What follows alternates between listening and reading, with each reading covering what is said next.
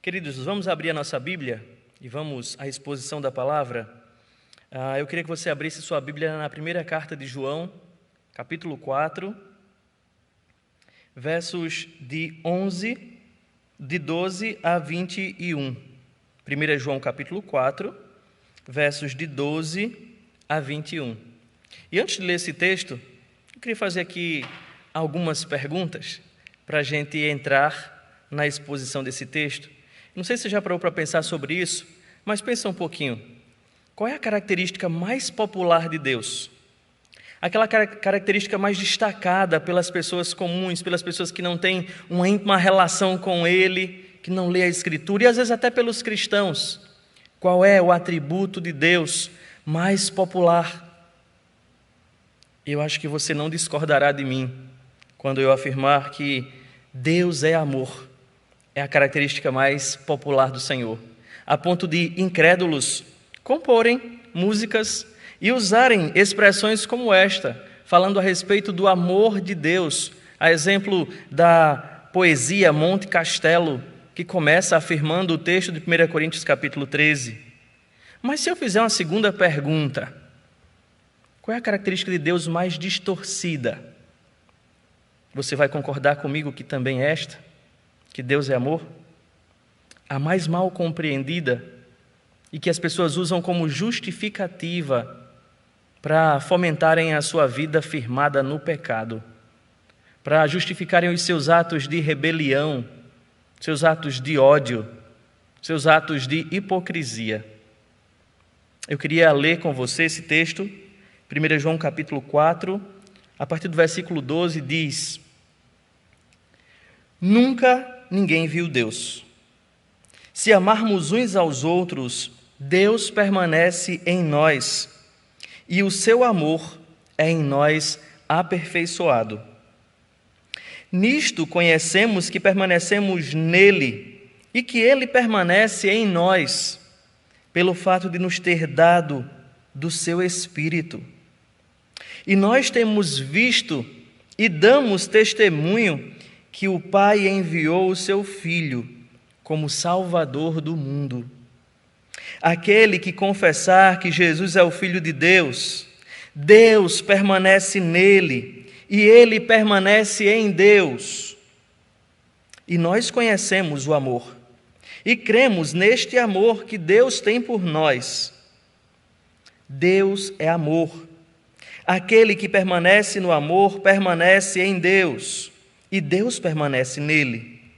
Nisto o amor é aperfeiçoado em nós, para que no dia do juízo mantenhamos confiança, pois assim como Ele é, também nós somos neste mundo. No amor não existe medo, pelo contrário, o perfeito amor lança fora o medo, porque o medo envolve castigo, e quem teme não é aperfeiçoado no amor. Nós amamos porque Ele nos amou primeiro. Se alguém disser, amo a Deus, mas odiar o seu irmão, esse é mentiroso, pois quem não ama o seu irmão a quem vê, não pode amar a Deus a quem não vê. E o mandamento que dele temos é este: quem ama a Deus, ame também o seu irmão. Vamos orar mais uma vez? Diante da Tua palavra, Senhor, o nosso coração se alegra, porque sabemos que o Senhor não nos abandonou à nossa própria criatividade, ao nosso próprio conhecimento, à nossa própria sorte. A Sua palavra nos lembra o que devemos crer a respeito do Senhor e como devemos nos portar e como devemos viver neste mundo. Muito obrigado, Senhor. Muito obrigado porque ela também é alento, ela também é consolo, ela é combustível. Ó Pai, nós pedimos que diante de nós a Tua palavra se descortine, que possamos compreender, entender a Tua palavra, não somente intelectualmente, mas implementando em nossas vidas, através do nosso intelecto, o que a Tua palavra nos ensina. Fala conosco, Senhor, nesta manhã, que possamos compreender a Tua palavra e possamos viver conforme ela, para a Tua glória, em nome de Jesus. Amém. Amém.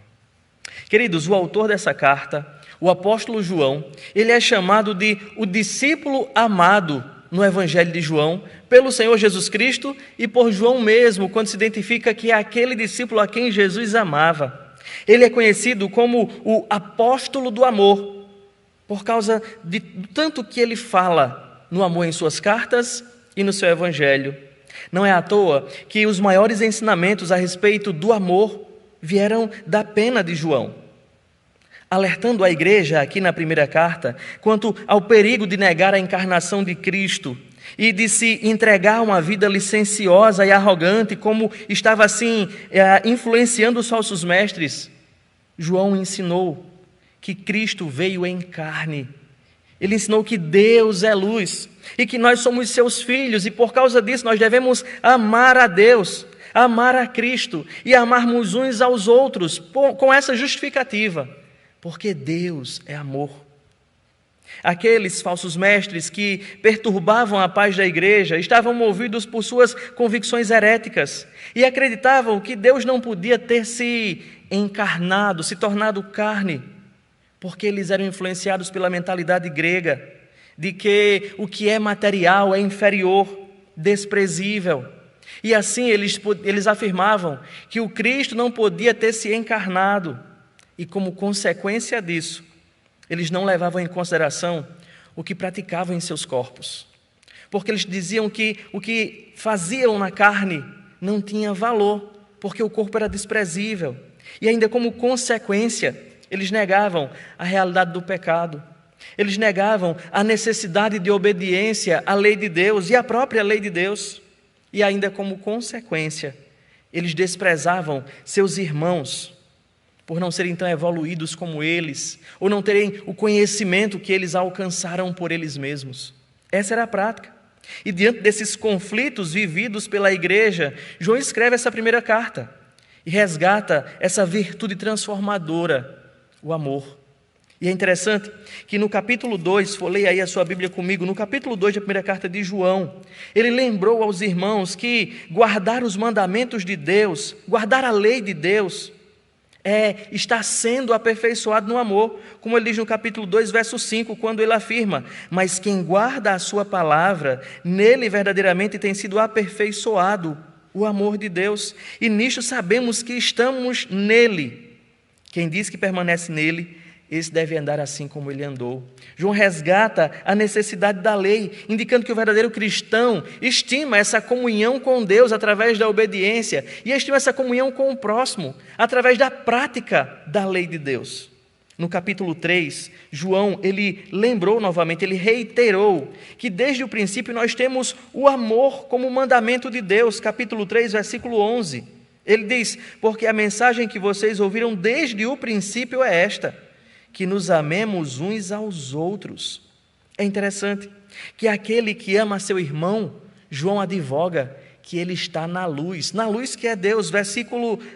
Capítulo 3, versículo 16 de 1 João, ele diz: nisto conhecemos o amor, que Cristo deu a sua vida por nós, portanto também nós devemos dar a nossa vida pelos irmãos. Cristo é o nosso modelo de amor. E os leitores de João, a igreja do Senhor, eles precisavam perceber que o amor vai além de um sentimento, que o amor é uma prática vívida, que o amor é uma prática cotidiana. O versículo 18 do capítulo 3, ele lembrou: filhinhos, não amemos de palavra, nem de boca para fora, mas de fato e de verdade. Ele estava instruindo a igreja, irmãos. Ele estava formando na mente da igreja que aqueles falsos mestres que a odiavam, que excluíam, que desprezavam, que rejeitavam a igreja, eles não eram cristãos verdadeiros, porque o cristão verdadeiro, ele é distinto pela prática do amor. Aqui no capítulo 4, onde nós lemos o nosso texto, o discípulo amado João, ele já expôs para a gente qual era a natureza, ou qual é a natureza do amor de Deus. Já que esse amor é um elemento distintivo, aqueles irmãos precisavam compreender em que consiste o verdadeiro amor. E nós vimos, olhando os versículos de 7 a 11, que o amor faz parte do que Deus é. O amor faz parte da essência de Deus. Deus é amor. João diz categoricamente. O amor, João lembrou a gente que ele é manifestado na pessoa de Cristo.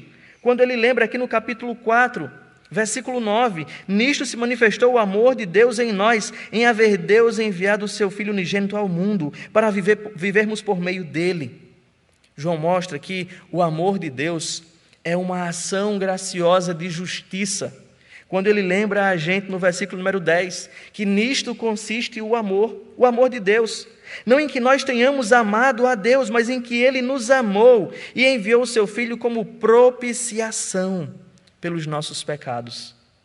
E ele disse que faz parte da essência do amor de Deus motivar-nos, que o amor de Deus é modelo para o nosso amor. O verso 11 fecha esse primeiro parágrafo nessa linha argumentativa de João dizendo: amados, se Deus nos amou de tal maneira, nós também devemos amar uns aos outros. Esse amor é a motivação para o genuíno amor entre os irmãos, o genuíno amor fraternal. Este amor é o modelo para o nosso amor fraternal. Agora, depois de compreender qual é a essência, qual é a natureza do amor de Deus, aqueles irmãos precisavam assimilar também quais seriam as implicações disso na prática, no dia a dia, na vida da igreja, quais os efeitos do amor na vida cotidiana. E é isso que João passa a expor àqueles irmãos, a partir do versículo 12, ensinando-os a distinguir o que significa ser cristão. João ensina que ser cristão é viver no amor de Deus. Ser cristão não é só saber o que é o amor de Deus, mas que esse conceito vívido invada as nossas vidas e molde o modo como nós vivemos. Por isso, nessa manhã, baseado nessa pequena porção de 1 João capítulo 4, de 12 a 21, eu queria pensar junto com vocês e chamar você a pensar comigo sobre o seguinte tema: o que significa viver no amor de Deus? Ou viver no amor de Deus, o que significa isso? E é o que mais os falsos mestres arrogavam para si. Eram conhecer a Deus, era ter um relacionamento direto, profundo com o Senhor, por suas experiências espirituais, por suas experiências exáticas. Eles afirmavam ter essa relação com Deus. E a partir do versículo 2, João ele está descredenciando aqueles falsos mestres. Com aquela afirmação categórica do verso 12, aqui na Nova Almeida diz: ninguém nunca viu a Deus. Na Revista Atualizada diz: ninguém jamais viu a Deus. É assim que João abre esse parágrafo, mostrando as implicações do amor na prática, dizendo: ninguém jamais viu a Deus, embora seja o anseio de todo homem.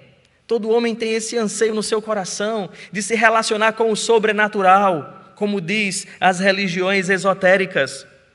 Mas como nós cristãos dizemos, todo homem anseia por Deus, há esse anseio no coração humano. A natureza do ser de Deus, ela é espiritual, como o próprio João ensinou lá no Evangelho. E é por isso que ele começa dizendo aqui para a gente: ninguém jamais viu a Deus. Ainda conforme o Evangelho de João, capítulo 1, versículo 18, ele vai lembrar para a gente que o ser de Deus ele é revelado, ele se faz visível na pessoa do Senhor Jesus Cristo. Aquilo que os falsos mestres negavam, a encarnação do Verbo. João lembra lá no seu Evangelho, capítulo 1, versículo 18, ninguém jamais viu a Deus, mas o unigênito Filho de Deus é quem o revelou, foi quem o revelou. Então, é na pessoa de Cristo, na pessoa de Jesus Cristo, que Deus se faz visível. É na encarnação do Verbo, como o próprio Jesus afirma, registrado por Mateus. Mateus capítulo 11, versículo 27, lembra para a gente essa verdade, dita pelos lábios do próprio Senhor Jesus, quando ele diz que ninguém pode conhecer a Deus, ou ninguém conhece a Deus. Mateus 11, 27. Jesus diz: tudo me foi entregue por meu Pai. Ninguém conhece o Pai ninguém conhece o Filho a não ser o Pai. E ninguém conhece o Pai a não ser o Filho, e aquele a quem o Filho o quiser revelar. Jesus, aquele que estava sendo negado à encarnação pelos falsos mestres, é o revelador de Deus.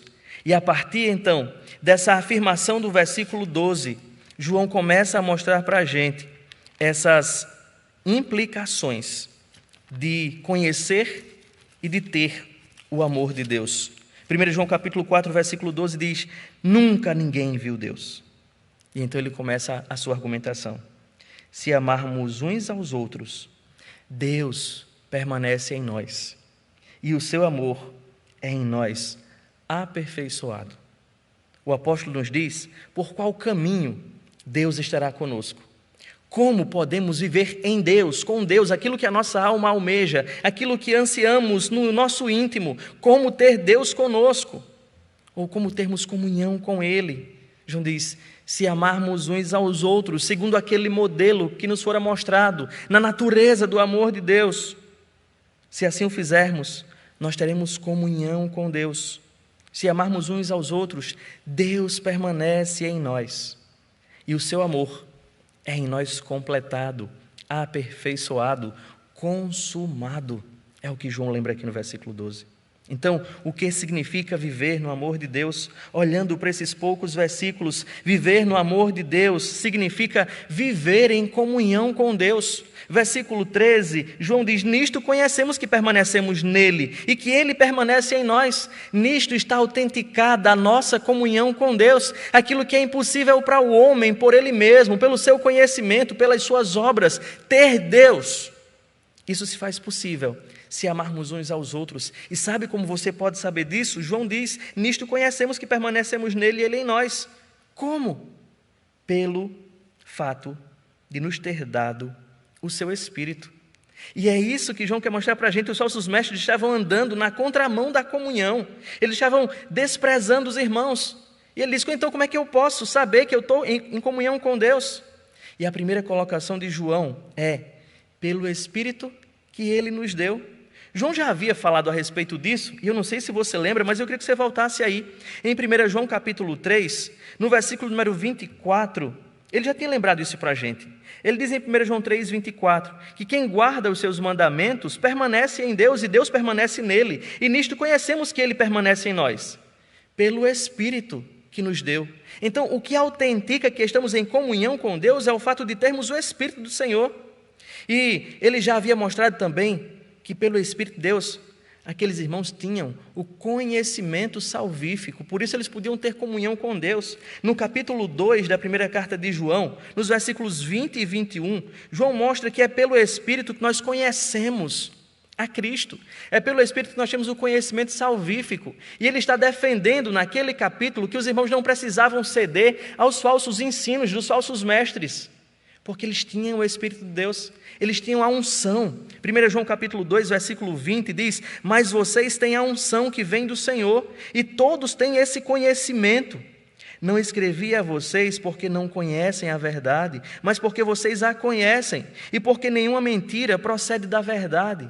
É o Espírito de Deus quem nos faz discernir a verdade da encarnação de Cristo, a verdade do Verbo encarnado, a verdade salvífica que há no Senhor Jesus Cristo.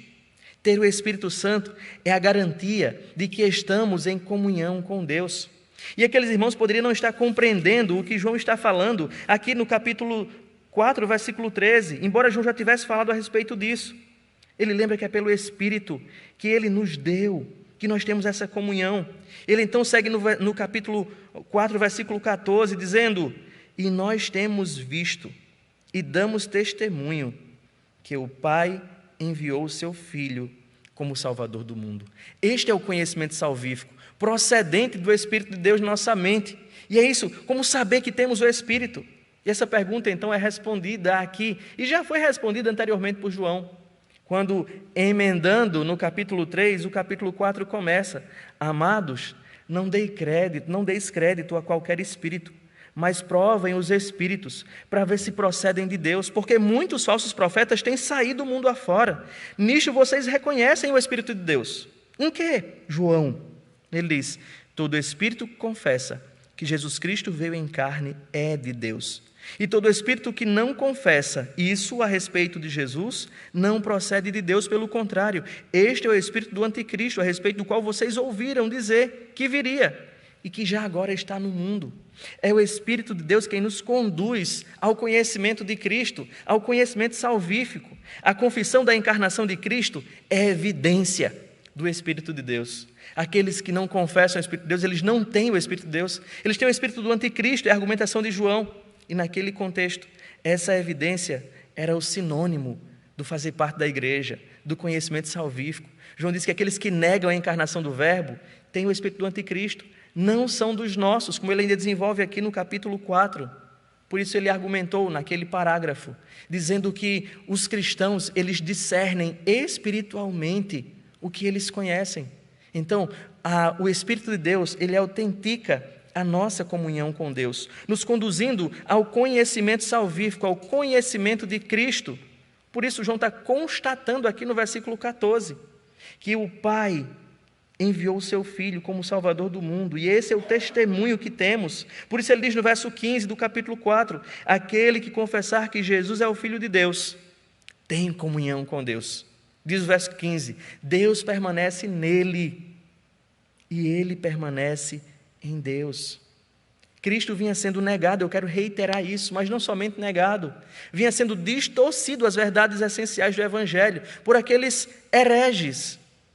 O proceder daqueles hereges atestavam a sua falta de comunhão com Deus, porque atestavam que eles não tinham o Espírito de Deus. A confissão de Cristo é a evidência da habitação do Espírito, e a habitação do Espírito é a segurança da nossa comunhão com Deus. E é por este mesmo Espírito que nós evidenciamos a nossa comunhão com Deus, que nós amamos a comunidade cristã. É interessante a gente parar para pensar aqui, que o versículo 16, ele vai lembrar isso para a gente. E nós conhecemos o amor e cremos neste amor que Deus tem por nós. E o que é o amor? Eu já mostrei para vocês nos versículos de 7 a 11. O amor se demonstrou no envio de Deus. E esse amor nos obriga, como diz o verso 11, a amarmos os nossos irmãos. E João quer mostrar para a gente que só é possível amar os irmãos se estivermos em comunhão com Deus, porque é pelo Espírito que o amor é derramado em nossos corações. Eu não sei se você lembra, e esse jogo de palavras de João, ele é muito elucidativo para as nossas mentes. João está lembrando para a gente o que Paulo já ensinou aos romanos, lá em Romanos capítulo 5, quando ele lembra, justificados, pois, mediante a fé, nós temos paz com Deus, por meio do nosso Senhor Jesus Cristo. E ele então continua desenvolvendo o seu raciocínio até chegar na esperança que não confunde. E sabe por que a esperança é esse firmamento para a gente? Romanos capítulo 5, versículo 5. Porque o amor de Deus é derramado em nosso coração pelo Espírito. E é por isso, então, irmãos, que nós podemos amar. O amor não é algo próprio do ser humano. O amor não é algo que eu desenvolvo através de atividades de socorro ou de misericórdia. O amor é derramado, o amor é dom de Deus, o amor é Cristo. E nós não podemos confundir esse amor. Esse amor que o mesmo Paulo argumenta escrevendo aos Gálatas, que é fruto da obra do Espírito em nossas vidas. Gálatas 5, 22, o apóstolo Paulo lembra que o fruto do Espírito é amor. E é um amor que se manifesta em ações. Gálatas capítulo 5, versículo 22, Paulo lembra quais são as ações do amor na nossa vida. Gálatas 5, 22 fala do fruto do Espírito. E ele diz, mas o fruto do Espírito é amor. Um amor que se manifesta em ações tais como alegria, paz, longanimidade, benignidade, bondade, fidelidade, mansidão, domínio próprio. É assim que o amor age. É assim que o amor procede. É assim que o amor se porta. E só vive o amor, ou no amor, aqueles que têm o Espírito de Deus. E aqueles que têm o Espírito de Deus são levados ao amor e vivem em comunhão com Deus. O verdadeiro amor, o que significa viver no amor de Deus, é viver em comunhão com o próprio Deus. Mas é interessante que João está advogando isso aqui para a gente, mostrando que essa comunhão, e não sei se você percebeu isso, mas João envolve essa comunhão com o Pai, com o Filho e com o seu Espírito. Nós estamos em comunhão com Deus por causa do Espírito que Ele nos deu. E esse Espírito nos conduz ao conhecimento salvífico de Cristo. E a gente percebe que essa comunhão que nós temos é com um Deus glorioso, com o Deus trino, Pai, Filho e Espírito Santo. Os três que estão dando testemunho a respeito do amor, a respeito da nossa salvação, através do modo como nós vivemos depois de alcançados pelo amor, alcançados pelo Espírito, alcançados por Deus, alcançados pelo conhecimento de Cristo. É isso que significa viver no amor. Viver no amor significa viver em comunhão com Deus. Mas, em segundo lugar, o que significa viver no amor? Os versos a partir do versículo 16 nos lembra que viver em comunhão ou viver no amor significa viver em crescente santificação. Observe os versículos 17 e 18. João diz mais uma vez, nisto, porque ele está desenvolvendo o que ele apresentou no versículo 12, que se amarmos uns aos outros, Deus permanece em nós, e ele mostrou essa comunhão nos versos 13 a 16. Deus permanece em nós, mas ele diz depois, e o seu amor é em nós aperfeiçoado. E ele desenvolve agora a partir do versículo 17 e 18, dizendo, nisto o amor é aperfeiçoado em nós, para que, no dia do juízo, mantenhamos confiança. Pois assim como ele é, também nós somos neste mundo. No amor não existe medo. Pelo contrário, o perfeito amor lança fora o medo, porque o medo envolve castigo, e quem teme não é aperfeiçoado no amor. A ideia de aperfeiçoado no amor abre no versículo 17 e fecha no versículo 18, desenvolvendo o argumento do versículo 12 de João, um argumento que ele já construiu no capítulo 2 e no capítulo 3 também.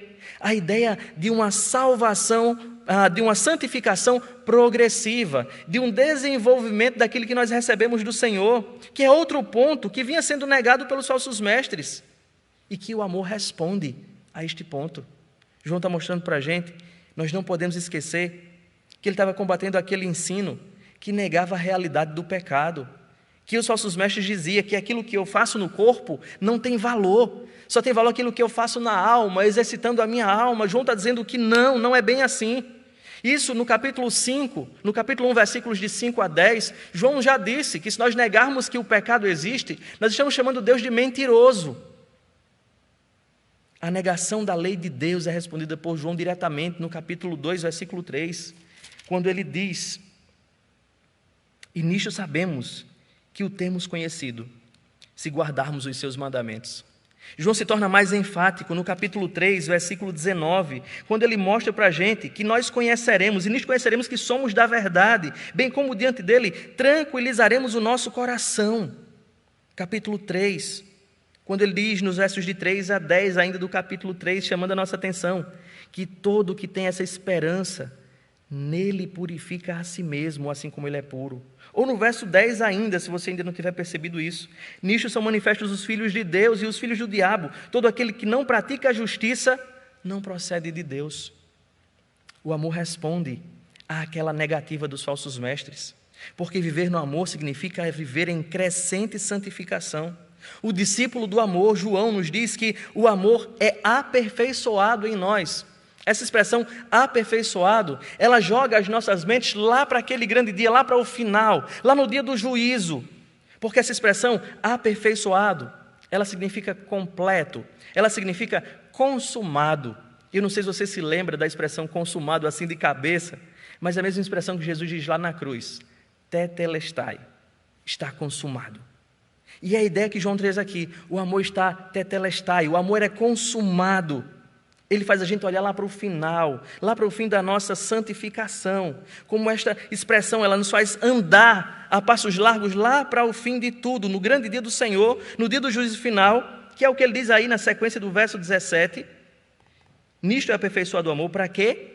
No dia do juízo, ou no dia da revelação, nós possamos ter confiança, nós possamos manter confiança diante de Deus. Ele nos diz que viver no amor nos faz chegar àquele dia final confiantes, seguros. Ele já havia ensinado isso. João, ele na carta, ele é repetitivo, como eu falei há alguns sermões atrás. Mas ele não é repetitivo como as músicas evangélicas dos nossos dias, dizendo a mesma coisa. João, ele é repetitivo e progressivo, porque em um momento ele responde moral, no outro momento ele responde ético, e agora ele mostra a implicação dessa moral e dessa ética na prática, no dia a dia, no amor vívido. E é tão interessante a gente perceber que no capítulo 2, versículo 28, João fala dessa ideia de viver conforme os mandamentos de Deus, viver em santificação, viver em obediência, com o propósito final, com o propósito de estarmos diante de Deus com a consciência tranquila, confiantes. Não por causa de nossas obras, nós não podemos cair neste extremo ou neste tropeço de achar que é pelas minhas obras que eu terei confiança no dia final. Mas João quer mostrar o resultado do amor na vida desses crentes. E você se lembra o que é amor? Versículos de 7 a 11. Foi o que Deus fez em nosso resgate. Foi a ação graciosa de justiça de Deus. E como é que ela reflete no nosso dia a dia? Num amor que me aperfeiçoa, num amor que me leva à confiança, num amor que me leva à segurança. Como eu disse, capítulo 2, versículo 28, João diz: e agora, filhinhos, permaneçam nele, para que quando ele se manifestar, tenhamos confiança e não sejamos envergonhados, tendo de nos afastar dele no dia da sua vinda. Se sabem que ele é justo, reconheçam também que todo aquele que pratica a justiça é nascido de Deus. É naquela linha de argumentação, de que nós precisamos andar na luz, conforme filhos de Deus, ou como filhos da luz. E os filhos da luz andam em obediência. E a obediência é o que Deus requer de nós nesse processo de santificação, que nós nos adequemos aos seus mandamentos. Fuja dessa influência maléfica, de que a lei de Deus já cumpriu o seu papel e não tem mais nenhuma utilidade nos nossos dias. Existem muitos crentes licenciosos também nos dias de hoje, negando a necessidade da lei de Deus. Eu sei que a lei de Deus já cumpriu o seu papel de nos conduzir a Cristo, mas é necessário ser anunciada ainda hoje para conduzir aqueles que estão longe de Cristo. Nós precisamos pregar a lei de Deus, para despertar a consciência da culpa nos pecadores. Nós precisamos pregar a lei de Deus, para que, como a lei promete, a lei demonstra que nós precisamos de um Salvador, as pessoas sejam conscientes de sua necessidade de Cristo. Nós precisamos pregar a lei de Deus para a igreja, para que a igreja saiba por qual caminho andar, para demonstrar que ama ao Senhor, como Jesus ensinou em João capítulo 14, se vocês me amam, guardem os meus mandamentos. Queridos, é necessário pregar a lei de Deus e entender que o nosso processo de santificação consiste em abandonar os nossos velhos hábitos, abandonar os nossos velhos conceitos e adquirirmos novos conceitos, os conceitos da lei de Deus, e implementarmos esses conceitos na nossa vida. E é isso que João está querendo mostrar aqui para a gente, quando ele lembra para a gente que o amor é aperfeiçoado em nós, para que no dia do juízo mantenhamos confiança. João está desenvolvendo esse pensamento, mostrando para a gente que viver no amor consiste em viver numa crescente santificação. Viver no amor que Deus é amor. Nessa santificação é viver em segurança, é viver sem ameaça. E aí o capítulo 3, verso 19, faz muito sentido para a gente. Se a gente anda na verdade, se a gente anda no amor, se a gente anda na justiça. João diz para a gente em 3,19: e nisto conheceremos que somos da verdade, bem como diante dele tranquilizaremos o nosso coração. É isso que Deus quer trazer para a nossa mente, irmãos, para a nossa vida. Tranquilidade, segurança, confiança, fé. A linguagem desse versículo denota esse processo de santificação, que vive aqueles que vivem no amor. O amor de Deus nos aperfeiçoa em confiança, em fé, em esperança, em vida cotidiana. O amor de Deus nos encoraja a enfrentar as situações difíceis. E o verso 18 diz para a gente, ainda no verso 17, nisto o amor de Deus é aperfeiçoado em nós, para que no dia do juízo mantenhamos confiança, pois assim como Ele é, também nós somos neste mundo. E Ele mostra esse propósito de santificação. Eu pergunto, quem é Deus? João já disse para a gente aqui nessa carta, Deus é luz. Ele já disse para a gente que Deus é amor.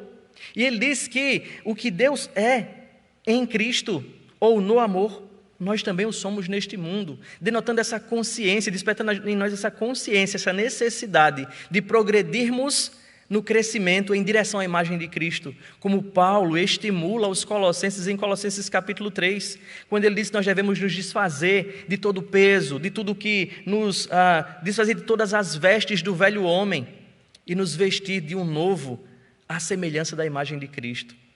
João então advoga essa ideia, que nós devemos crescer em santificação, progredir na direção de Deus, e então ele vem que quem está nesta direção, nesta santificação, é livre do amor, ou é livre do medo.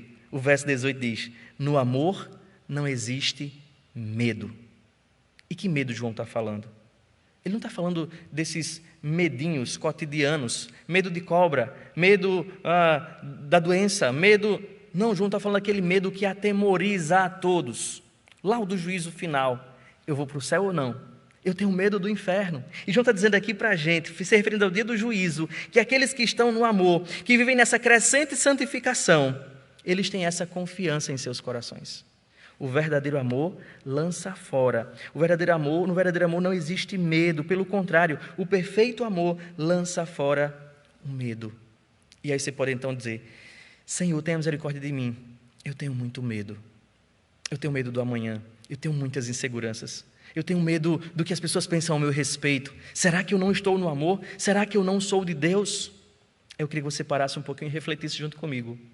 João está falando para a gente do perfeito amor, do amor consumado, do amor final.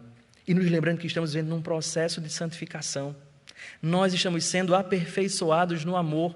Há um processo contínuo. E esse processo nos encoraja a progredir. O amor de Deus vai nos encorajando a enfrentar as situações difíceis, a enfrentar os medos da nossa mente. E essa palavra é um encorajamento àqueles que lutam com o medo, porque o medo envolve sempre essa ideia de castigo, de punição.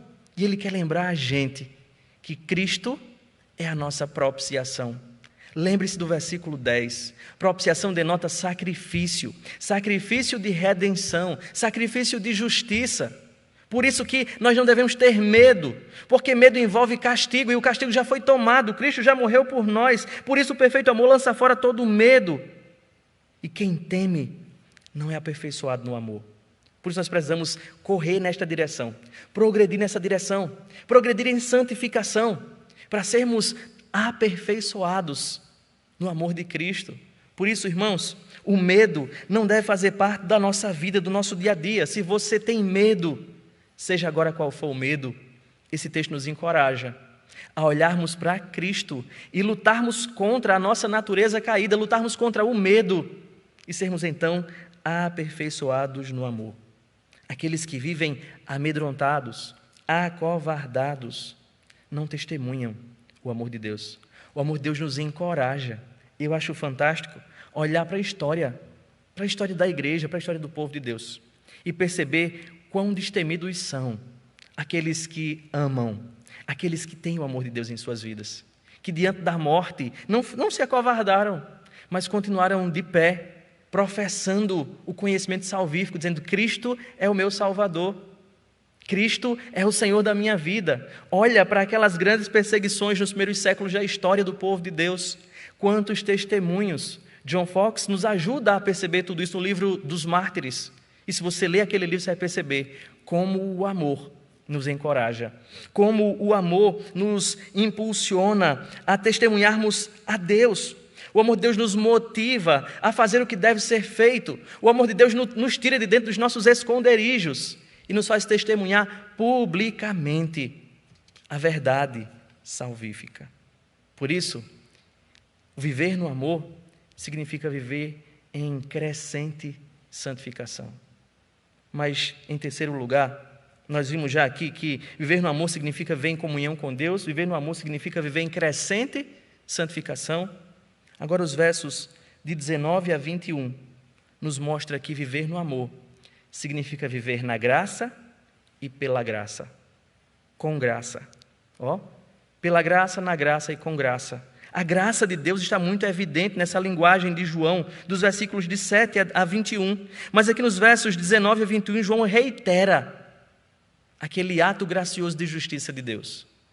E que desmistifica, desconstrói todas as pretensões humanas, todo o orgulho, quando ele diz: nós amamos porque Ele nos amou primeiro. Nós não amamos porque somos bons. Nós não amamos porque somos religiosos. Nós não amamos porque temos um conhecimento secreto, elevado. Nós não amamos porque somos seres evoluídos. Nós não amamos porque não comemos carne. Nós não amamos porque respeitamos o sexo oposto, o gênero feminino. Nós não amamos porque distribuímos comidas com os pobres e fazemos políticas sociais. Nós não amamos por essas coisas, não. Nós amamos porque Deus nos amou primeiro. E é interessante que, mais uma vez, João está reiterando a graça que há no amor de Deus. Ele já havia dito isso aqui, eu quero dizer novamente. ao descrever a natureza graciosa do amor de Deus, no versículo 10 do capítulo 4. Nisto consiste o amor. Olhe, não é em que nós tenhamos amado a Deus, mas em que Ele nos amou e enviou o seu Filho como propiciação pelos nossos pecados. E ele estava lembrando àqueles irmãos que a justiça que eles desfrutavam era fruto gracioso do amor de Deus, não de suas obras, não porque eles tinham aquele conhecimento secreto arrogado pelos falsos mestres. E embasado neste lembrete da graça de Deus, o apóstolo reitera: o amor de Deus é inseparável do amor aos irmãos. O que disse no verso 11, no verso 12, é reiterado agora no verso 20, quando ele diz: se alguém disser, amo a Deus, mas odiar o seu irmão, esse amor é mentiroso, pois quem não ama o seu irmão a quem vê, não pode amar a Deus a quem não vê. João já tinha dito para a gente no verso 11 que se Deus nos amou de tal maneira, nós também devemos amar uns aos outros. E ele diz no 12 que ninguém viu Deus, mas se a gente amar uns aos outros, Deus permanece em nós. E ele vem agora aí de forma insistente, para que não houvesse confusão, para que não houvesse dúvida. Ele diz para a gente: o amor a Deus é inseparável do amor ao próximo, do amor aos irmãos, do amor às pessoas. Ele diz: o amor de Deus, ou o amor a Deus, deve transbordar na vida de vocês de modo visível, amando as outras pessoas. Essa é a essência da lei de Deus. O amor não é um substitutivo, mas o amor é o que a lei nos leva a fazer, o que Deus quer que nós façamos. Eu não sei se você vai se lembrar do diálogo de Jesus com os fariseus, lá em Mateus capítulo 22, acho que nos versículos 37, 36, os discípulos perguntam, os fariseus perguntam, qual é o grande mandamento? Querendo pegar Jesus de algum modo. E Jesus: olhe, amar a Deus sobre todas as coisas, amar a Deus com toda a tua alma, força e entendimento, e o próximo como a você mesmo. Eles dois estão ligados uma coisa com a outra. Basta você olhar para a tábua, para as tábuas da lei de Deus, que você vai perceber os mandamentos orientando o nosso relacionamento com Deus numa tábua, dizendo: não terás outros deuses diante de mim, não tome o nome de Deus em vão, não faça uma imagem de escultura, lembra-te do dia do Senhor. E na tábua seguinte ele vai lembrando: honra teu pai e tua mãe, não minta, não furte, não roube, não mate, não adultere, não cobice. Então a lei de Deus vai mostrar para a gente essa implicação de que o amor a Ele está intimamente ligado ao amor uns aos outros. E aí, para a gente amar uns aos outros, a gente se depara com a dificuldade, porque você olha para as pessoas e você pergunta a João: como é que eu posso amar? Como é que eu posso amar essas pessoas tão difíceis? Como é que eu posso amar essas pessoas tão desonestas? Como é que eu posso amar essas pessoas que me decepcionam? Como é que eu posso amar essas pessoas que me ofendem? Como é que eu posso amar essas pessoas que me defraudam? Como é que eu posso amar as pessoas? E João lembra para a gente da graça de Deus. Agora não mais somente o meio pelo qual nós somos salvos, que é pela graça de Deus, mas essa graça que deve ser também o estímulo para os nossos relacionamentos. Nós devemos nos relacionar com graça. E Ele quer mostrar isso, da mesma forma que Deus nos amou, nós devemos também amar a Deus e amar os filhos de Deus, os nossos irmãos. Como? Com graça. E o que é a graça? A gente olha para a natureza do amor de Deus, a gente percebe a graça. Graça é Deus nos dar aquilo que nós não merecemos, a bem grosso modo, falando a respeito da graça. Deus nos deu o seu Filho, nós não merecíamos, isso é graça. Deus me resgatou das trevas para o seu Filho, isso é graça. Deus me tirou da morte e me deu vida, isto é graça. Deus me deu o que eu não merecia. E Ele agora mostra para a gente: nós amamos porque Ele nos amou primeiro. E esse modelo do amor de Deus deve mover o nosso caminho. Nós devemos amar ao nosso irmão com graça. Não é porque ele mereça, não é porque ele faça-me o bem. Porque, irmãos, se a gente amar somente a quem nos ama, isso não é amor, mas isso é egoísmo. Se eu amar pensando no benefício que terei com a amizade daquela pessoa, isso não é amor, isso é egoísmo. Se eu amar somente quem pensa como eu penso, isso não é amor, é egoísmo. Se eu amar somente as pessoas que aprovam o seu comportamento, isso não é amor, isso é egoísmo. Porque o amor a Deus Ele nos estimula a amarmos da mesma forma, a amarmos com graça. O amor a Deus não pode existir onde não existe amor fraternal, onde não existe graça nos relacionamentos. E é interessante, o verdadeiro amor a Deus gera amor fraterno, é o que a gente está vendo até aqui. E são mentirosos todos aqueles que se gabam de amar a Deus enquanto odeiam seus irmãos. João está dizendo isso para que a igreja pudesse identificar os falsos mestres que separavam, os falsos mestres que preteriam, os falsos mestres que julgavam, os falsos mestres que separavam, desprezavam aqueles que não eram como eles. Os falsos mestres eram egoístas. E Deus nos convida a amar os nossos irmãos, segundo o modelo do seu amor. E a razão para isso não está nos nossos irmãos. A razão para amarmos aos nossos irmãos não estão neles mesmos. Não é por causa deles, porque não sei se você lembra Pedro falando, ou o próprio Deus falando a Samuel, que nós vemos a aparência. Por isso nós só conseguimos agir conforme a aparência. Deus vê o coração. E Ele estimula a gente a olharmos para os nossos irmãos, não por causa das suas aparências, não por causa deles mesmos, mas por causa da graça que nós recebemos. E a gente pode olhar para os nossos irmãos, por mais que haja outros motivos concomitantes pelos quais devêssemos amar o próximo e demonstrar amor aos nossos irmãos. Por exemplo, o fato de eles serem imagem e semelhança de Deus. Deveríamos amar todas as pessoas e respeitar todas as pessoas por isso, mas não somente por isso, mas porque provamos do amor de Deus, provamos da graça de Deus. Devemos ser graciosos com os nossos irmãos, agir com graça em nossos relacionamentos. Você pode procurar muitas justificativas para as suas ações, para a sua falta de amor ao próximo, para o seu pecado. Olhe que o ser humano é bom em criar justificativas, em criar maquiagem para suas imperfeições, em criar cheiros bons onde só há podridão. Mas o amor de Deus vai me dizer que quando o nosso amor por Ele não for demonstrado em amor ao próximo, um amor gracioso, isso que nós temos não se chama amor, mas se chama hipocrisia, se chama pecado, se chama egoísmo. O amor de Deus nos desafia a abandonar o egoísmo, a abraçar a comunhão. O amor de Deus nos desafia a agirmos com graça em nossos relacionamentos. Diante desses versículos, eu pergunto: você vive no amor? Viver no amor significa viver em comunhão com Deus. Viver no amor significa viver em crescente santificação. Viver em amor significa agir com graça, viver na graça, pela graça de Deus. Eu queria fazer algumas aplicações com base nesses poucos versículos. Olhando para 1 João capítulo 4, versos de 12 a 21, eu digo para você, na autoridade da palavra de Deus, pare de se vitimizar. Pare de agir com egoísmo.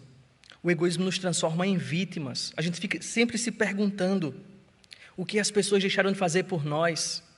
Fulano não fez assim comigo, fulano não fez assim comigo. Eu digo, pare de se vitimar e de agir como um egoísta. O amor não nos transforma em egoísta, mas o amor nos transforma em graciosos. O amor nos coloca na posição de servir. Por isso, pare de pensar no que as pessoas deixaram de fazer por você e comece a pensar no que você pode fazer por elas, agindo com graça. Comece a ser gracioso com os seus pais, com o seu pai que falhou com você, com o seu pai que lhe decepcionou. Comece a agir com graça com seus irmãos. Comece a agir com graça com seus filhos, com seus familiares. Nós precisamos lembrar disso, que o amor de Deus nos traz essa dívida. Nós devemos ao próximo graça e misericórdia. Você vive no amor? O amor de Deus é inseparável do amor aos irmãos. Não use os pecados alheios como justificativa para a sua ausência na comunhão dos santos. A razão que temos para amar não é o comportamento dos nossos irmãos, esse texto deixa muito claro para a gente, mas é o próprio amor de Deus.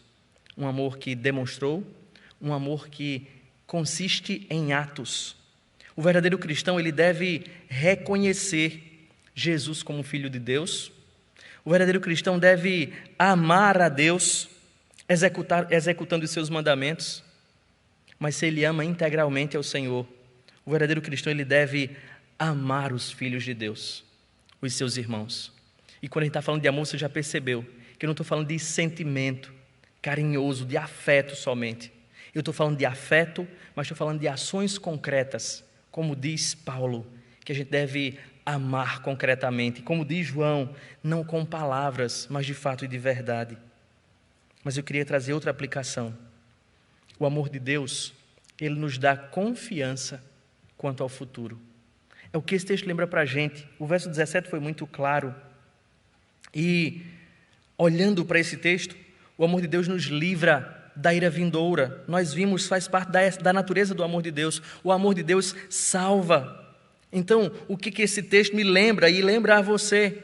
Não se atemorize pelas circunstâncias. Elas não afetam a realidade do amor de Deus. Não se atemorize diante dos desafios, não se atemorize diante das dificuldades, da escassez. Não se deixe abater pelas dificuldades, porque aquela esperança que nos está reservada nos céus, ela não nos confunde, porque o amor de Deus é derramado em nosso coração. O verdadeiro amor lança fora todo medo. O amor de Deus nos encoraja a viver santa e piedosamente neste mundo tenebroso, que João vai dizer para a gente que jaz no maligno. Por isso, irmãos, o amor de Deus nos dá confiança no futuro, de que nada nem ninguém pode nos separar do amor do Senhor. Mas eu queria ainda pensar mais uma coisa aqui com você. Uma coisa que é muito válida nos nossos dias. O amor de Deus não é um substituto à lei de Deus. Lembre disso, guarde isso no seu coração. O amor de Deus não é um substituto à lei de Deus. Esse é um equívoco que vem sendo muito disseminado nos nossos dias, de que nós não precisamos mais da lei, mas nós precisamos amar. E eu pergunto, o que é amar? Se não executar os mandamentos de Deus na minha vida comum, na minha vida cotidiana. Se você prestar atenção, em todos os contextos que nos é ensinado a respeito do amor, sempre o amor está associado a algum problema, alguma disfunção na comunidade, algum problema de relacionamento. Sempre está associado a alguma má compreensão que desemboca em problemas relacionais. E o amor é chamado à ordem, é chamado à vez, para lembrar em que consiste amar. O que é o verdadeiro amor? Por isso, não se equivoque nas situações. O amor não é um substituto à lei de Deus. Mas lembre, o amor é um resumo. Foi assim que Jesus resumiu os 10 mandamentos, em amar a Deus e amar ao próximo. O amor não substitui a lei. O amor é evidenciado na obediência aos mandamentos de Deus. Mas eu quero pontuar outra coisa que é muito válida nos nossos dias. O verdadeiro amor não visa felicidade momentânea. O verdadeiro amor não visa aqueles momentinhos de prazer. O verdadeiro amor, ele me faz olhar para a eternidade, para a salvação. Por isso, não podemos ceder aos chavões. Toda forma de amar é válida, é correta. Ou ser feliz a qualquer custo. Isso não é amor. O amor visa a verdadeira felicidade, a felicidade final, a felicidade eterna. Por isso, o verdadeiro amor discorda, o verdadeiro amor exorta, o verdadeiro amor corrige, o verdadeiro amor repreende. Esse é o amor de Deus, é o amor que disciplina. Por isso, jovem, olhe para os seus pais diferente, com graça. Porque quando seus pais lhe corrigem, não é porque eles são retrógrados, não é porque eles são maus, é porque eles amam e não estão pensando no seu prazer momentâneo, eles estão pensando no seu prazer final. Por isso, amigos, quando seus amigos lhe corrigirem, perceba neles um verdadeiro amigo, e não naqueles que passam a mão na sua cabeça e que lhe impulsiona e lhe incentiva ao pecado. Isso não é amor, porque amor não diz respeito à felicidade momentânea, amor diz respeito a verdadeira salvação, a verdadeira felicidade. Por isso esse texto me lembra o propósito do amor de Deus. Cristo tomou o seu lugar. É este o amor. O amor é substitutivo. O amor, ele toma a nossa vez. O amor, ele nos resgata, ele é altruísta. Ele abre mão de si mesmo. Cristo tomou o meu lugar. O propósito do amor de Deus é a sua glória na salvação dos pecadores. Por isso, irmãos, nós precisamos refinar na nossa mente o que é o amor. O mandamento mais, ou a característica mais popular de Deus, também a mais distorcida.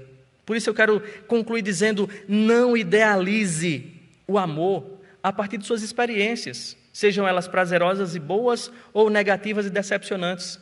Não são essas experiências que vai dizer a você e a mim o que é o amor. O amor é uma ação abnegada e altruísta, movida por misericórdia e graça, visando justiça e salvação. Resumindo, Deus é amor. Por isso, vivamos no amor. Eu queria convidar você, nesse instante, a orar e a avaliar você mesmo o seu caminho. Você vive no amor de Deus? Em que pontos o amor precisa progredir em aperfeiçoamento em sua vida?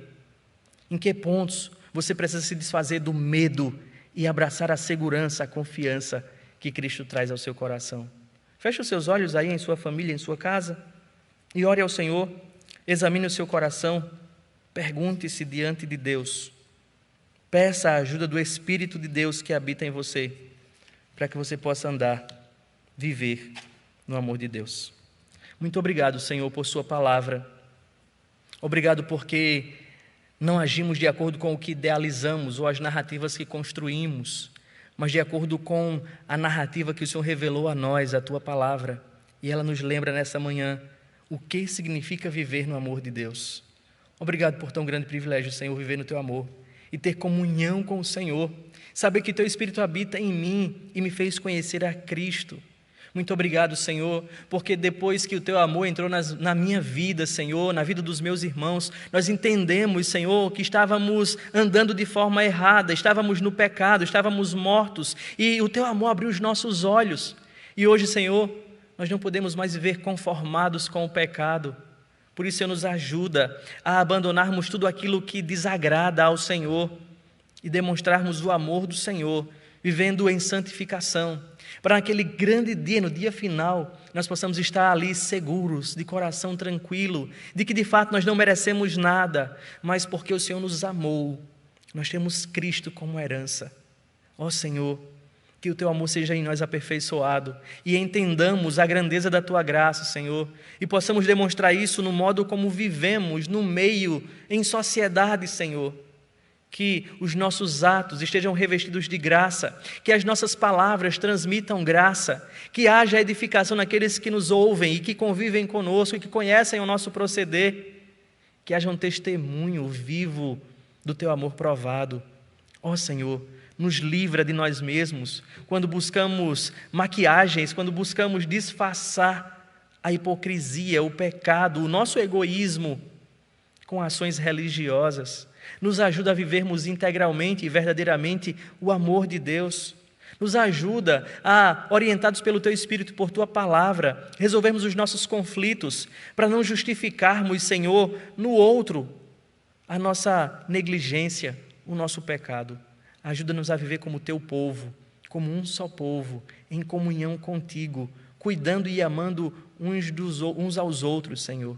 Abençoa a Tua igreja, para que o amor, ó Deus, transborde na vida de cada um dos Seus filhos, e isso seja claro e visível ao mundo.